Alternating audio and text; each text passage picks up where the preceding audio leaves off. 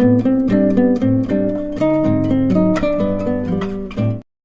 கிச்சன்லேருந்து cauliflower gravy பண்ணி காமிக்க போகிறேன். வாங்க எப்படி செய்யலான்னு பார்க்கலாம். சின்ன குட்டி காலிஃப்ளவர் வந்து சுடுதண்ணியில் மஞ்சள் பொடி உப்பு போட்டு ஒரு கொதி வச்சு வடிகட்டி எடுத்து வச்சுருக்கேன். நம்ம தாளிக்கிறப்ப எல்லாம் பார்த்துக்கிறலாம் மசாலாலாம்.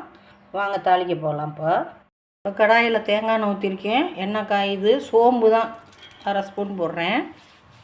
சோம்பு நல்லா பொரிஞ்சிருச்சு. ஒரு வெங்காயம் நறுக்கி வச்சுருக்கேன், கொஞ்சம் பெரிய சைஸாக. ஒரு கொத்து கருவேப்பிலை சேர்க்குறேன். இஞ்சி பூண்டு பேஸ்ட்டு 1 ஸ்பூன் போடுறேன்.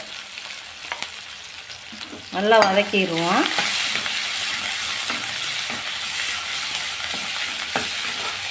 பச்சை வடை போட்டோம். இஞ்சி பூண்டு பேஸ்ட்டோட பச்சை வடையெல்லாம் போயிடுச்சு. நம்ம அடுப்பை கொஞ்சம் குறைச்சி வச்சுட்டு இப்போ நான் ஒரு தக்காளியும் ஒரு வெங்காயத்தையும் அரைச்சி வச்சுருக்கேன், அதை சேர்க்குறேன். சேர்த்துட்டு நல்லா கிண்டி விட்டுறணும். இது நல்லா பச்சை வடை போகணும், வதங்கட்டும். ஒரு 1/2 ஸ்பூன் மஞ்சள் பொடி சேர்த்துருக்கேன். இது நல்லா வேகட்டும், வெந்து எண்ணெய் பிரிஞ்சு வரட்டும். நல்லா கொதிச்சு நல்லா பச்சை வாடை போயிடுச்சு தக்காளி வெங்காயத்தோட. இப்போ நான் வந்து காலிஃப்ளவரை சேர்க்குறேன். இதில் நம்ம குழம்புக்கு எல்லாம் கலந்து அரைச்சி வச்ச பொடி கொஞ்சமாக போட்டுக்குருவோம். ஒரு 1/2 ஸ்பூன் போட்டுக்குருவோம். குழம்பு மிளகா பொடி இதோட 1/2 ஸ்பூன் கரம் மசாலா பொடி போடுறேன்.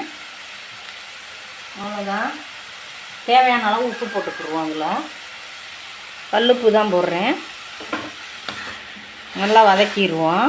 சுருளை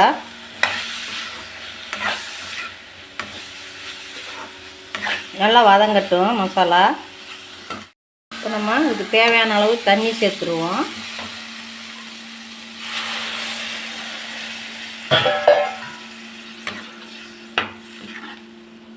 உப்பு செக் பண்ணிடுவோம்.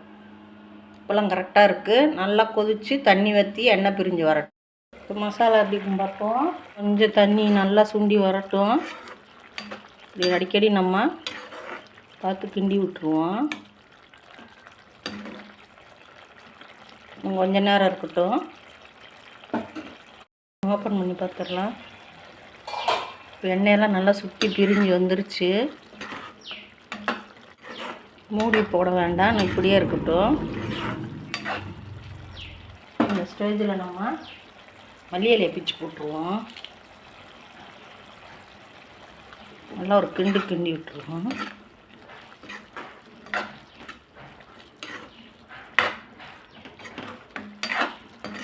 இது சாதத்துக்கு சப்பாத்திக்கு தோசைக்கெல்லாம் ரொம்ப நல்லா இருக்கும். காலிஃப்ளவர் கிரேவி ரெடி ஆயிடுச்சு. நம்ம அடுப்பை ஆஃப் பண்ணிடலாம். ஷீலு கிச்சன்லேருந்து காலிஃப்ளவர் கிரேவி பண்ணி காமிச்சிருக்கேன்.